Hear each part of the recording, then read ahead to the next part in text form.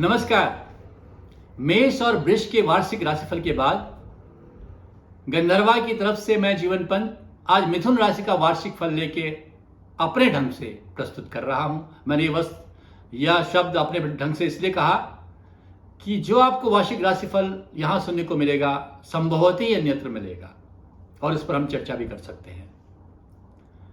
मित्रों, इस बार भौम की कैबिनेट में, मंगल की कैबिनेट में, जो कालयुक्त संवत्सर में राजा है, बुध को, ग्रह को कोई कैबिनेट, कोई विभाग नहीं मिला है, लेकिन बुध सौम्य है, आपकी राशि के स्वामी हैं और उनको आप बहुत आसानी से मना सकते हैं।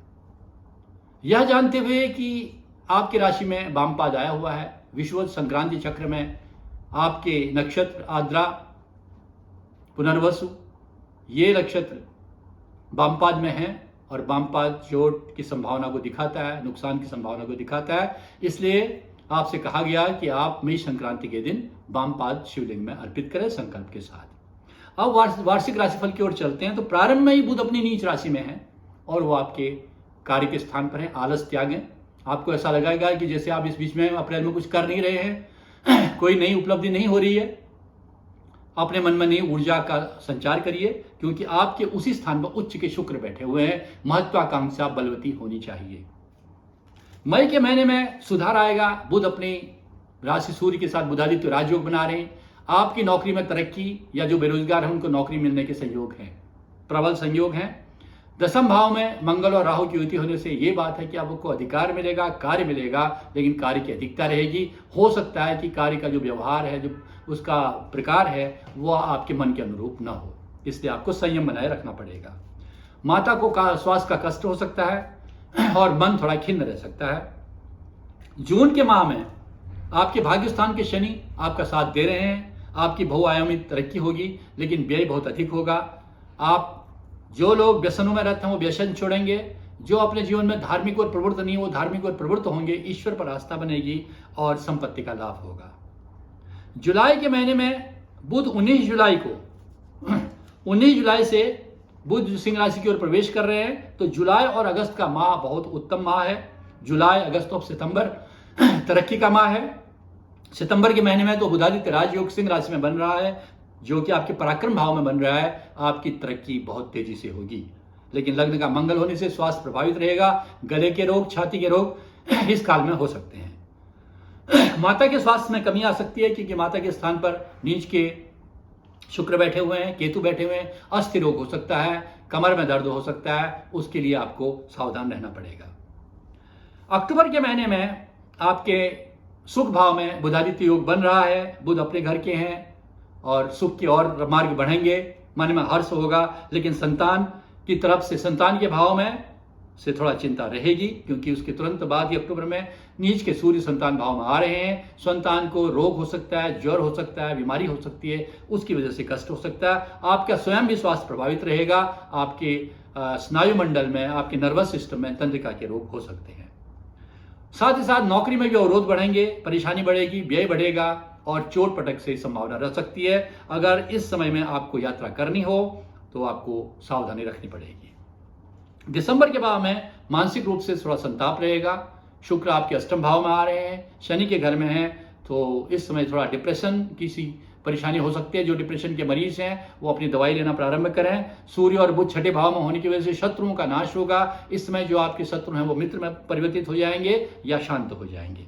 और लेकिन भाग्य स्थान में शनि के साथ इस समय की जो स्थिति बनेगी, अचानक आपको कोई हानि हो सकती है। इस तरह की चीज हो सकती है, अप्रत्याशित हानि हो सकती है। जो आने वाली चीज हाथ में है वो कुछ ही पलों से और कुछ ही समय के साथ से मिस हो सकती है, आपके हाथ से छूट सकती है। अब अगर आते हैं जनवरी, फरवरी, मार्च में, ये समय दाम्पत्य सुख के लिए अच्छे हैं। पत्नी की तरफ से हर्ष होगा, दाम्पत्य सुख मिलेगा। जिनके विवाह नहीं हुआ उनका विवाह होगा और मन में हर्ष रहेगा। लेकिन साथ साथ भाग्य स्थान में शनि और शुक्र के होने की वजह से शत्रु प्रभावी होंगे, मन में खिन्नता रहेगी और ऊर्जा का थोड़ा कमी महसूस करेंगे। द्वादश स्थान में गुरु होने की वजह से मन में हर्ष रहेगा, आध्यात्मिक चेतना बढ़ेगी और भगवान शिव की उपासना इस माह में करें। फरवरी के माह में लग्न में मंगल होने से स्वास्थ्य में परेशानी आ सकती है। दसम भाव में शुक्र और राहु के साथ साथ होने से अप्रत्याशित लाभ हो सकता है। आपको वो पद मिल सकता है, वो मान और सम्मान मिल सकता है जिसकी आपने उम्मीद नहीं की हुई है। आपके जो बॉस आपसे नाराज रह रहे हैं वो आपसे प्रसन्न हो सकते हैं।